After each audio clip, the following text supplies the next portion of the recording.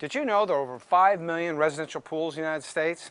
And the energy that those pools use is the equivalent of up to 24 500 megawatt power plants. In fact, if you have a pool can amount for about a third of all the energy that we use in our home.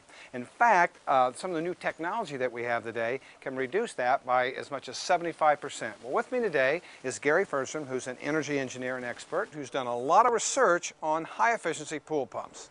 Hey, Gary. Hello, Steve. How you doing? Pretty good, thanks. So there's some new technology out there that people might not be aware of. I mean, the standard pool pumps, a motor that's been around since almost 100 years, induction motor, but some of this new technology really makes a lot of sense. Can you tell me a little bit about it? Well, yes. The new technology uses a variable speed pump and motor to reduce the flow of water, thereby dramatically reducing the power required to pump that water and the energy required to run the pump. Now, most people run their pools for 6 to 8 hours a day.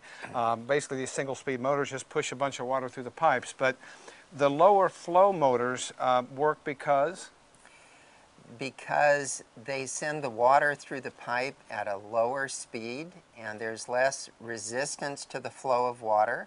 So the power and energy needed to push that water through the pipes is dramatically less. So by doing this, people can realize a savings of 75% on their pool electric energy use. So instead of going 6 hours a day, we might run it 12 hours a day, but at dramatically less cost. And in giving you that 75% savings, I've taken into account the fact that you need to run the pump for a longer time.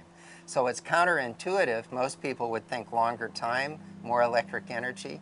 Not so.